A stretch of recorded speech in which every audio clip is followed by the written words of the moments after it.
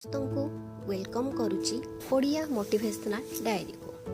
ବନ୍ଧୁଗଣ, କଳିଯୁଗରେ ହନୁମାନଙ୍କ ପୂଜା ସବୁଠୁ ଅଧିକ କରାଯାଏ, କାରଣ ମହାବୀରଙ୍କୁ ପୂଜା କରିବା ଦ୍ୱାରା ଶୀଘ୍ର ଫଳ ମିଳିଥାଏ। ଏହାର କାରଣ କଳିଯୁଗରେ ଏବେ ବି ହନୁମାନଙ୍କ ଜାଗୃତ ଅଛନ୍ତି ଏବଂ ସର୍ବଦା ଜାଗୃତ ମଧ୍ୟ ରହିବେ।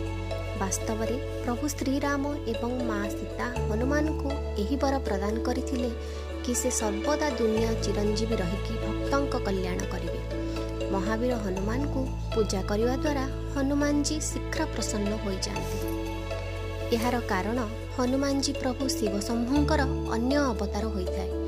ଯଦି ଆପଣ ହନୁମାନଜୀଙ୍କୁ ପୂଜା କରିବେ ତେବେ ମୃତ୍ୟୁ ବି ଆପଣଙ୍କୁ ଛୁଇଁପାରିବ ନାହିଁ।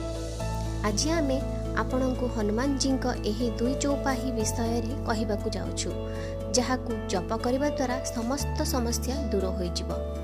ତେବେ ଆସନ୍ତୁ ଜାଣିବା ରାମାୟଣରେ କୁହାଯାଇଥିବା ମହାବୀର ବଜରଙ୍ଗବାଲୀଙ୍କ ଏହି ଚମତ୍କାରୀ ଚୌପାହୀ ବିଷୟରେ। ପ୍ରଥମ ଚୌପାହୀ, ନା ସେ ରୋଗ ହରେ ସବ୍ ପୀରା ଜପତ ନିରନ୍ତର ହନୁମତ ବୀରା। ଅର୍ଥାତ୍ ଯେଉଁ ବ୍ୟକ୍ତି ରୋଗ କଷ୍ଟରେ ପୀଡ଼ିତ ରହୁଛନ୍ତି ସେହି ବ୍ୟକ୍ତି ଏହି ଚୌପାହୀ ଜପ କରିବା ଦ୍ୱାରା ସବୁ କଷ୍ଟ ବ୍ୟାଧି ଦୂର ହୋଇଥାଏ।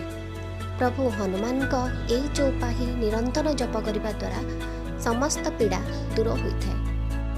ଏହା ସହିତ ମହାବୀରଙ୍କ ଚାଳିଶାକୁ ଜପ କରିବା ଦ୍ୱାରା ସବୁ ସମସ୍ୟାର ସମାଧାନ ହୋଇଥାଏ ଏବଂ ଏହି ଚୌପାହୀକୁ ଭକ୍ତିର ସହ 108 ଥର ଜପ କରିବା ଦ୍ୱାରା ଶୁଭ ଫଳ ମିଳିଥାଏ। ଦ୍ୱିତୀୟ ଚୌପାହୀ, जय जय जय हनुमान गोसाई कृपा कर गुरु देव की नाही।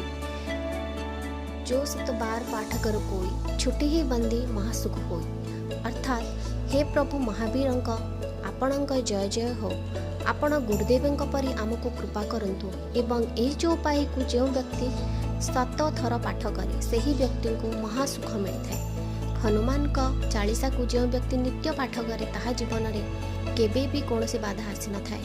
ମହାବୀର ସମସ୍ତ ଭକ୍ତଙ୍କ ମନର କଥାକୁ ଶୁଣିଥାନ୍ତି ଏବଂ କୃପା ପ୍ରଦାନ କରିଥାନ୍ତି। ଓମ୍ ଏಂ ପ୍ରିಂ ହନୁମତେ ଶ୍ରୀରାମ ଦୂତାୟ ନମଃ। ଏହି ମନ୍ତ୍ର ଦିନକୁ ଥରେ କିମ୍ବା 5 ଥର ଜପ କରିବା ଦ୍ୱାରା ଆପଣଙ୍କ ସମସ୍ତ ସମସ୍ୟା ଦୂର ହୋଇଥାଏ।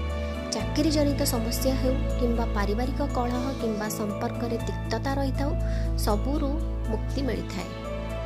ସମସ୍ତ ଦୁଃଖର ନାଶ ହୋଇଥାଏ, ଶତ୍ରୁଙ୍କ ସଂଖ୍ୟା କମିଯାଏ ଏବଂ ଜୀବନରେ ସୁଖ ସମୃଦ୍ଧି ଭରି ହୋଇଥାଏ।